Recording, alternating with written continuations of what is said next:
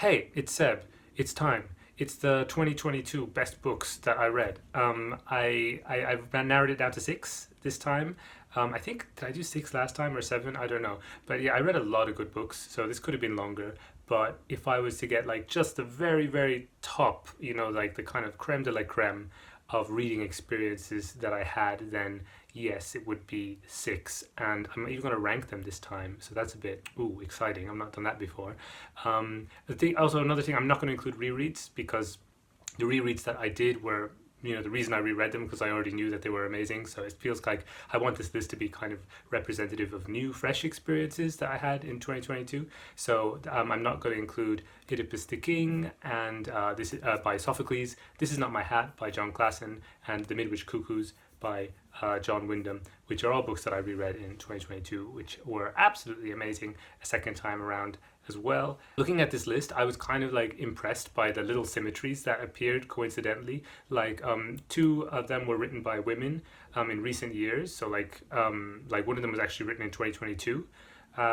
Two of them were written by men in the middle of the 20th century, and two of them are ancient classics. So I feel like it's quite an interesting range there. And of course like from different countries as well, so that's quite nice.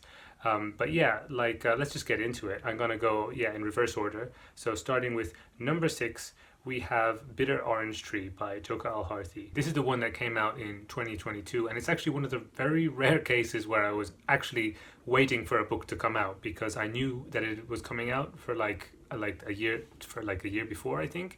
And so I was like really eagerly anticipating it because I read her International Booker Prize winning book, the Celestial Bodies. Oh, I should have mentioned translated by Marilyn Booth, both Celestial Bodies and Bitter Orange Tree. This one is very like Celestial Bodies in many ways. It's about an Omani student who is in Edinburgh University in Scotland, right? And she's as an international student, she's got that kind of life around her and she's making friends and stuff like that. But that's not the focus. The focus is more her remembering and feeling a lot of regret over her grandmother back in Oman, and how she didn't really say goodbye to her before she died, and then remembering and imagining and kind of retelling her family's history centered around the grandmother. So it becomes kind of a family saga with the framing device of the international student experience kind of in the background, although the narrator kind of starts to seep into it a little bit more and more as you go on. There's this one bit where she's, after telling all these stories about what's happening in Oman and so on, she says, of course, I didn't matter at all for any of this. And you're just like, whoa, what? You kind of realize bit by bit, this girl's not okay, right? And that's the main difference between this one and Celestial Bodies. This is a book about grief. That's kind of the main, if you have to pick one theme, of which there are many, and that's the main one. So the two things that made me feel a little bit unsure about this one were, first of all, grief as a theme is something that I've never really gotten on with in literature. I'm not sure exactly why, but I just don't quite connect with things I've read about people who are going through grief. So it's not really my jam, and that's why Celestial Bodies for me would probably just be a little bit better. But that said, the way she writes about grief is really interesting, and she connects it to love, for example, and all sorts of things which are really kind of far more interesting for me to read about. So the way she wrote about grief was very refreshing for me. If I was going to pick one grief novel, then it would be this one. The other thing that initially kind of disappointed me, I guess, a little bit, was the way that it's so similar both in form and content to Celestial Bodies on the surface, right? Of these characters. One of them is an Omani person in the modern day, and then the main focus of the story is that person's recollections and memories of a family history, and those chapters are kind of really ingeniously interspersed in ways that they kind of reflect off of each other and everything, and it's really good. But yeah, that kind of basic structure and the historical the balance of historical fiction and family saga and everything about that, the fact that kind of template is similar in both of them was, I was thinking I kind of wanted to see what else Joka Al-Harthi could do, because I loved her writing so much in Celestial Bodies that I wanted, this book was sort of for me a test, to see, is she actually one of my all-time favorite writers. because I kind of feel like you need to read at least 2 books, right, before you can decide something like that. But the thing is that the more I got into the book, the more I realized how cool it is that a writer can, create a form, like a sort of a template for how to write something, like this is going to be about Oman, it's going to have this kind of structure, it's going to have these kind of characters and blah blah blah, and then use that template for multiple novels and for it not to feel stale. Like, this book felt really fresh. All the stories were like brimming with life and energy, just like in Celestial Bodies. So yeah, in the end, the fact that like structurally it did really mirror Celestial Bodies ended up being like a positive thing for me, because it made me respect Al-Harthi all the more. So this book cemented her absolutely as one of my all-time favorite writers. For me, like, part of the Al-Harthi storytelling method then is the way that like she moves forward through history, like with a definite purpose, and it's centered around a family, but the stories kind of spring out like buds on a vine, and you get like different characters really unexpectedly appearing, and like being their backstories being fleshed out all the way through. So it can seem kind of disjointed and kind of dreamlike and kind of like unfocused, I would say, all the way to the end, like where we get totally new characters introduced and chapters from a perspective of someone who we only just got introduced to, and then they're never heard from again. But actually for me it just works perfectly, and all of that spontaneity and tangential stuff feels like it's kind of honest as well, in contrast to the sort of traditional family history, which is, like the mother and father and then the children and the siblings, maybe an uncle and aunt here or there, and we just kind of move forward as though everything is just one straight blood related route. Instead, everything like kind of people's relationships and connections and friendships all like have strength. Things spread out like more organically. One story reaches into another story, and you can see lives connecting everywhere, and it seems more true to life for me. In 5th place, we have The Trojan Women by Euripides, translated by Don Taylor. This is your classic war is hell kind of story, which is interesting for me because like I'm not normally attracted to war narratives at all, but sometimes, anything can be wonderful if it's done really well. And this actually, like, there's a kind of war narrative. The only analog I can think of at the moment which really fits is Fire on the Plains, which is a movie, 1950s Japanese movie, which is really good, really horrifying. But like it's the kind of movie where you begin with devastation. The characters have nothing to lose. They're already thinking of killing themselves. It's like everything is lost at the very beginning, right? That's the establishing scene. And then the rest of the story is, well, how much more could they lose? And then it just descends and descends and descends and descends. And that kind of like, that's interesting, right? Because if everyone knows war is bad, so if the point of your book or whatever is just to show how terrible war is, it's kind of, I don't know, I can feel it can be kind of dull. But if you begin with showing that, like, what everyone already knows, and then you promise it's going to go even further, then that's kind of interesting, right? How low could you possibly go, right? How much more is there to lose? What else could you lose at this point? And that's just the slow descent kind of war narrative, which I think if it's done well can be really effective. And that's the case in Trojan Women. Trojan Women is this nightmare. The Trojan War has happened, the Greeks have come, they did the horsey thing, everyone's dead.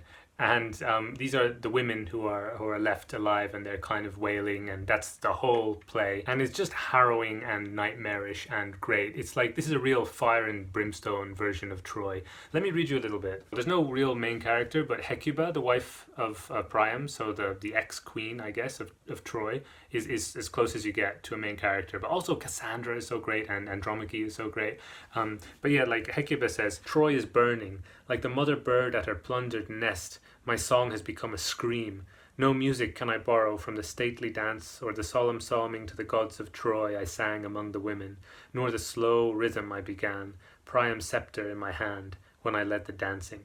So like, I really like this because, as well as, the horror of the song becoming a scream, and then like the not being able to have the music that you can borrow. There's so much musicality in the language. The vocabulary. But yeah, in this one particularly, you see how she's kind of falling back from the horrors of Troy. She's going into the memories of happier times and the dancing and so on. But that's all like this fantasy now. And there's this line. I particularly like Priam's scepter in my hand, because on the one hand that's like, right? But it's very suggestive, but like kind of it makes sense to evoke sexual and like reproductive imagery in this kind of Troy which is lost, happier times when things could grow, because the rest of the play is everything is dead, and it's not fertile, the earth is being burned all around them.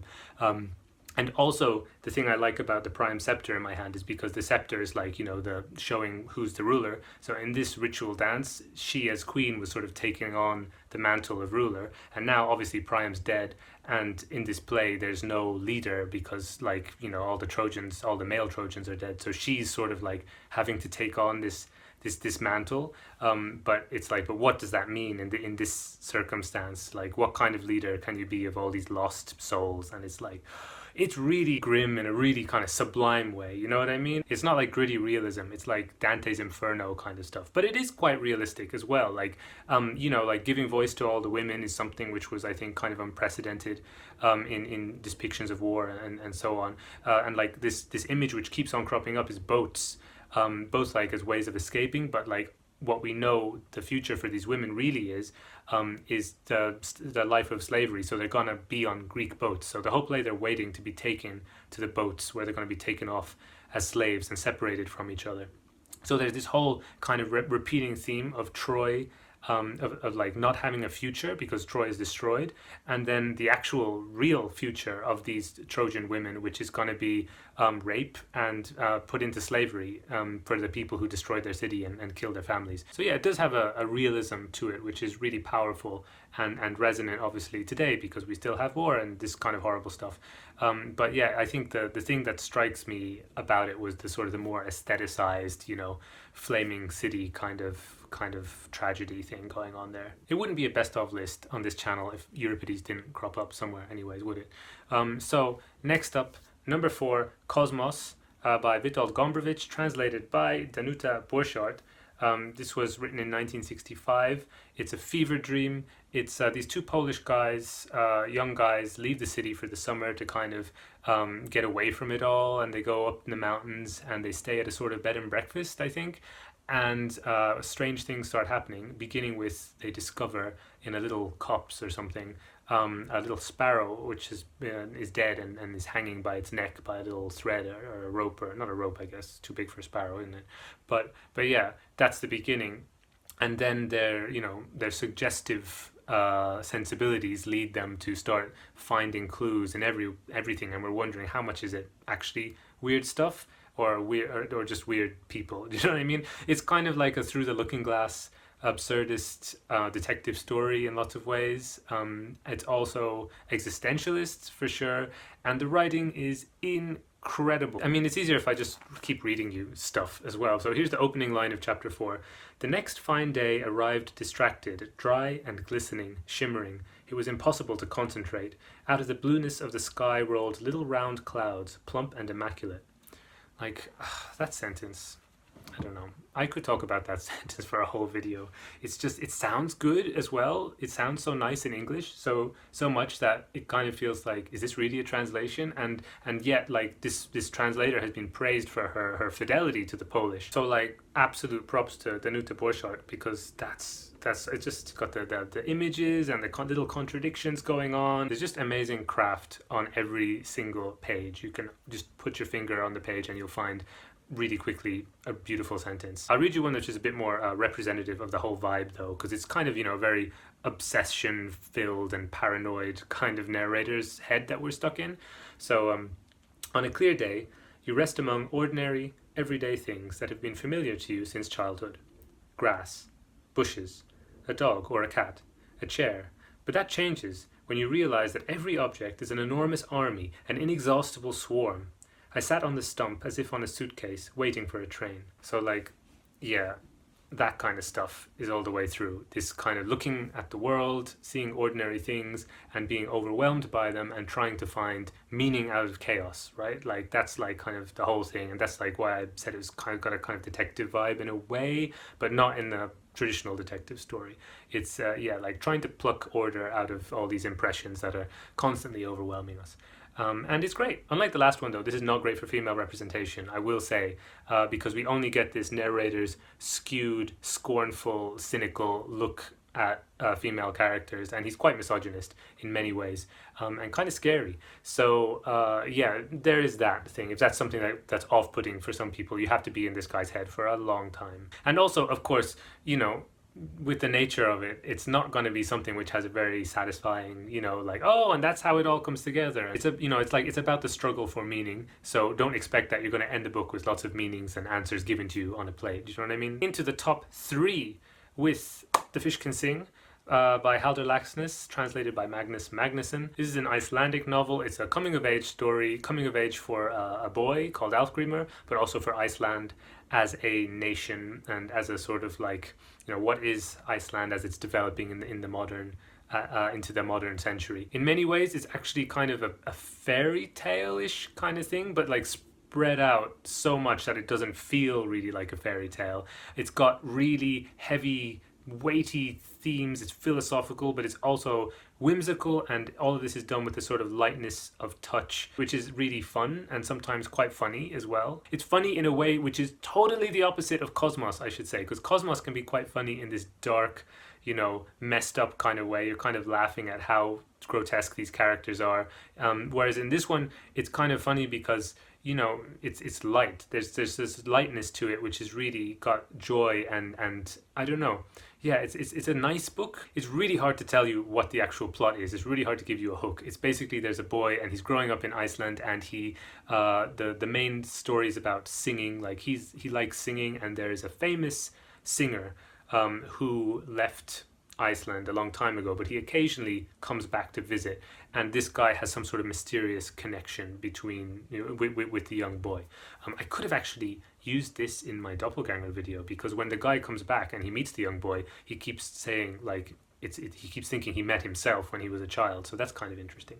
But anyway, the reason it's hard to give like a proper like plot summary or a plot like hook at the beginning is because so much of this is the writer Haldur Laxness masking the plot, which will not be to many people's tastes, I think. Like, the moment something significant starts happening in the overall story, it's like Laxness is just, hold up, that's a bit, whoa, that's a bit too fast. I'm going to just create a new character, insert them here, and we're going to hear about their life and see how their introduction into this group of people changes the dynamic for about 3 chapters, and then we can start going back to main things bit by bit. I should have said, yeah, the boy lives on a sort of like a, not a commune, but it's like a farm. There's this couple, and they this old couple who take in people who are, they describe them as refugees, but they're like people of Iceland who just don't have a place to fit in for whatever reason. Some people go there because they want to die, actually. They just want a place to die, and so they've heard, oh, this is a good place to die, so I'll go here, you know. So it's like, you do get an interesting mix of characters as the novel goes on and people come and go. But here's an example. Since I'm reading from all of these, I might as well read from this one too. This is one of the ways that he like gives you just like a little hint of plot, a little hint of something significant, and then throws that all away, like very deliberately. He says, I shall try not to bore everyone with too much talk about the appearance of this boy, and this boy is himself in this case, the narrator.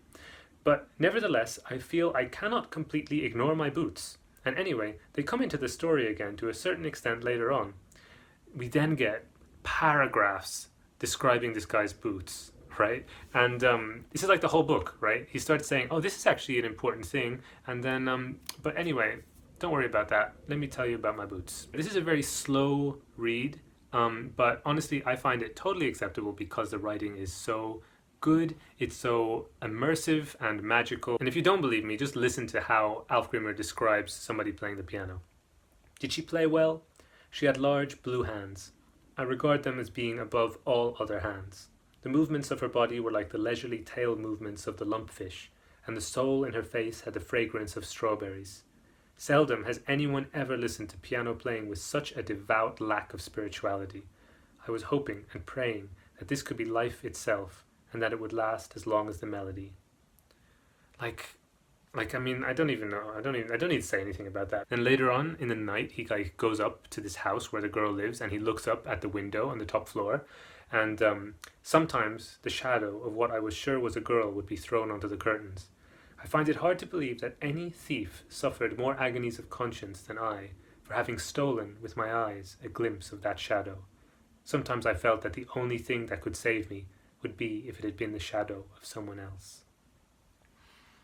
Right? Like how can you make Pervin on somebody sound so beautiful? So much is unstated and suggested, and there's so much, like, such a great atmosphere of mystery and meaning as well that goes through this. It's actually weird to think about this, like having just talked about Cosmos, because in a way both books are about this striving for an unattainable meaning or unattainable beauty or something like that's beyond reach. But whereas in Cosmos, it's like kind of a book about paralysis. Like you can't move because it's unattainable. You become paralyzed, you become obsessive. It's like this sort of really paranoid atmosphere. In this book, it's about change. Iceland is changing. The boy is growing up. Things are always moving, and there's this sense of community. It's also about like warmth and how people take care of each other. And so the vibe is just totally different, even though that kind of main core theme is very similar, I think. Now, just the other day, a friend of mine went to see at the cinema Rashomon by Akira Kurosawa, the classic Japanese samurai 1950s film. And I asked her, what do you think? And she said it was boring, but she was glad she watched it. It was a really good experience. And instantly, I had to remember this book, number 2, Ponti by Charlene Teo, because there's a scene in Ponti where one of the main characters, Sue, she and her best friend Cersei, who's another one of the 3 main characters, they watch as teenagers Rashomon, because they're all like, we're not like other girls, we're outsiders, we watch cool arty things. So they watch this Japanese classic, but they only watch like the first 10 minutes before they both fall asleep, and they don't get the rest of the movie. But then later, something really traumatic and terrible happens to Sue. This is like halfway through the book, so I won't talk about it. But one of the first things that happens is that Cersei comes to like talk to her or help her or something. And the way Sue responds is she does a little gesture to kind of like ward her off because she needs to be alone. And the gesture she borrows from Toshiro Mifune's character in Rashomon, because she has that image of this strong samurai, right? And it's left like an impression on her, and she's able to draw on that impression and use it as a way to sort of like defend herself in this moment. And it's just this way of like linking psychology to cinema is one of the things I love the most about Ponti. It's so amazing because I'm also like a movie geek, and it was like, I don't know any book that has done that so well. And I'm really surprised that like none of the reviews I've ever read about this have mentioned, I think, like the cinema thing, because the main plot of the story, I should say, is also about kind of movies and memories and how they, kind of shape who we are.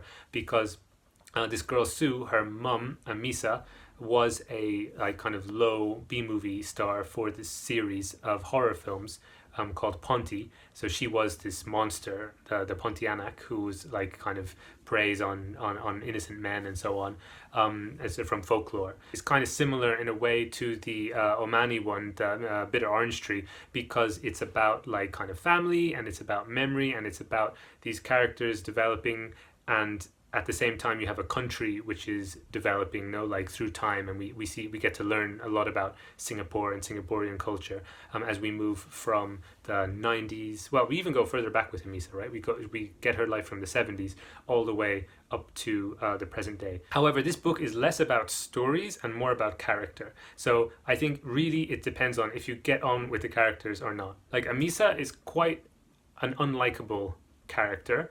In many ways, she's very, very flawed mother figure. Like she's really horrible actually in lots of ways.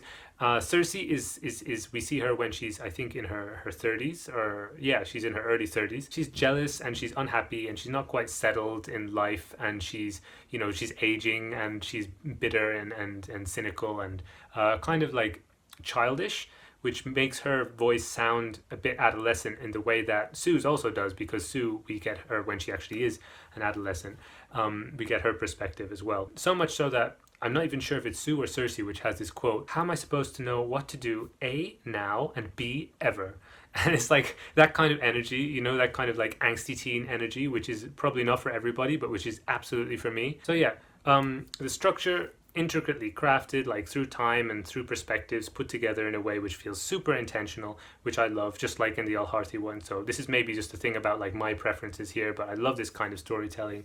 The characters are losers and they're really like fun and funny, and we can kind of laugh at them but laugh with them as well. And honestly, like the only author that I've read who seems to care about their characters as much as Charlene Teo cares about her characters is Dostoevsky. And you know, it might sound kind of flippant or hyperbolic to compare something that's like very recently, like 2018, been published to one of the great like kind of Russian literature kind of classic things. But it's precisely a book like Ponti which reaffirms my faith that, you know, I can find something in contemporary books which will speak to me and like has the power to sort of move me and like change my ways of thinking about things and reaffirm other things in the way that a great classic does. Because obviously, like, you know, it's harder to do that, I think, with contemporary books just because they haven't stood the test of time, right? Like in the way that the classics have. But yeah, like I found this book very playful and sort of like juvenile, if that was possible to say in a positive way, which I don't think it is, but wise. It's a wise book. And then at number one, we have the only book that I actually have with me, and I actually kind of predicted it because this was the first book that I read in 2022, and I thought, wow, this is so good that maybe it will be the best book that I read in 2022. And as it turned out, it was, and that isn't a bad thing at all.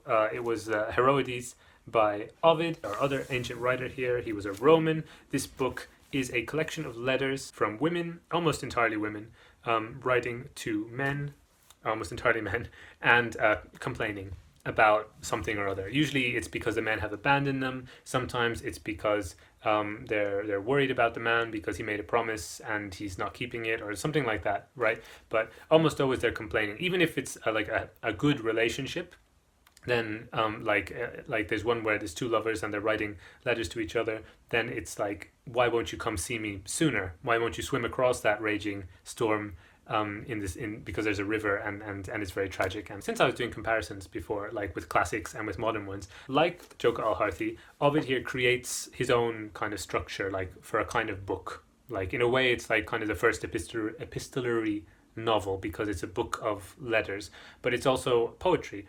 Every letter is a poem, and the poems work in really interesting ways. And also, like al-Harthi, the structure is so meticulous. Like it seems sometimes like it's a bit repetitive because like it's just like a list of women and they're all complaining about the men who abandoned them in different ways. But actually there's the ways that the repetitions work and the sort of the ways that one poem mirrors another or contrasts with another, and like, you know, the way that Heroides number 6 is reflected again in Heroides number 12, and you know, that kind of symmetry of numbers, it's all like so thought out and detailed. So yeah, meticulous structure, dreamlike repetition, and really engaging voices, almost all of which are female with a few men sort of scattered in there. And they're also both books which are full of stories, like because like in this he's obviously retelling the Greek myths but from a female centered point of view, which is also like Trojan Women, of course, by Euripides. And I think Ovid and Euripides are like the two I was going to say people, obviously men, which is important, but still they're the two like people who did this thing of using female voices to retell the Greek myths in a way that like subverts and challenges and honors them in different ways first. Like, and it's important, I think, to imagine as well that in the times of Euripides and Ovid, unlike our own times, these myths were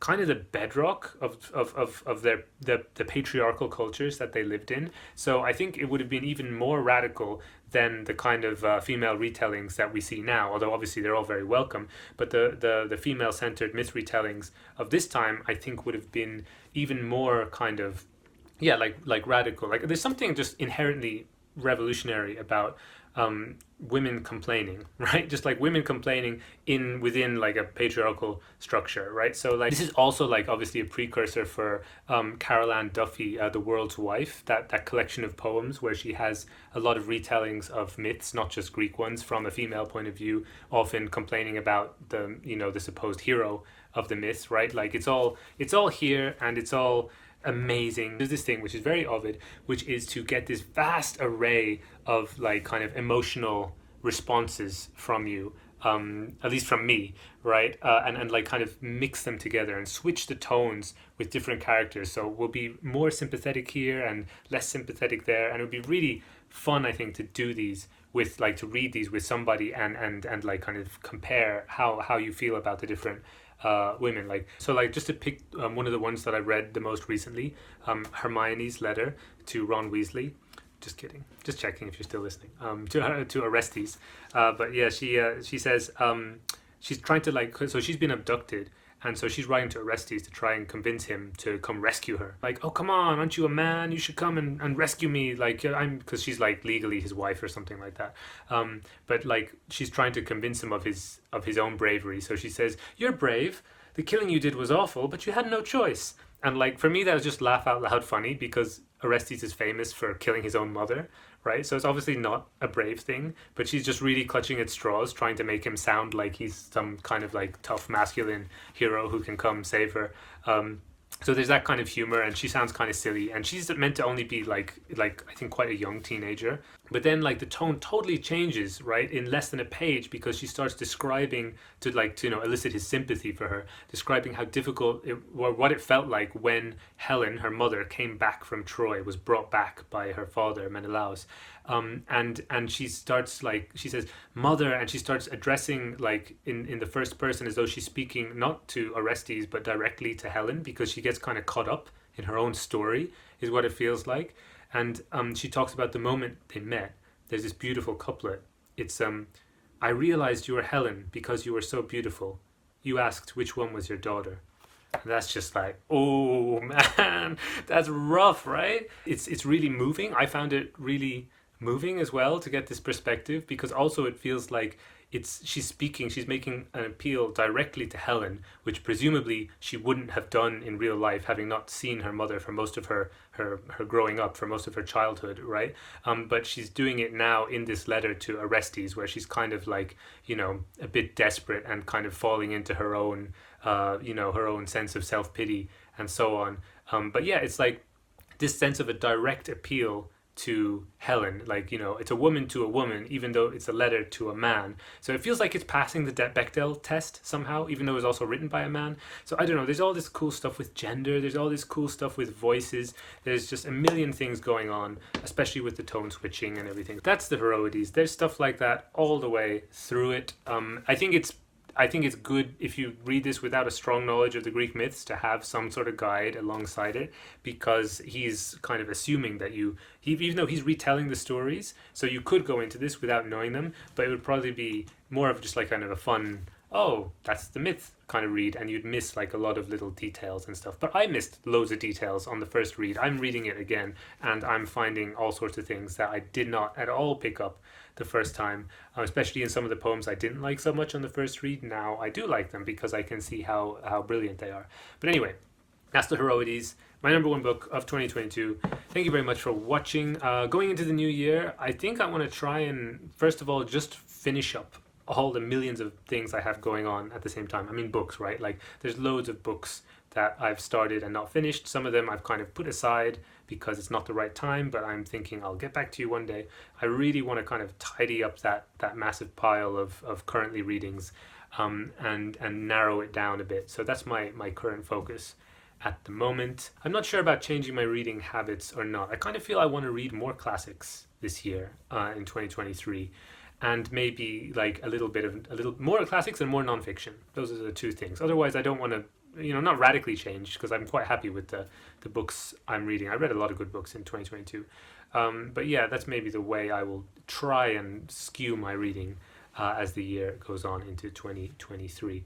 But thank you so much for watching, and let me know in the comments if any of these books sound interesting to you, or if you've read any of them. And otherwise, I'll catch you in my next video. Bye bye.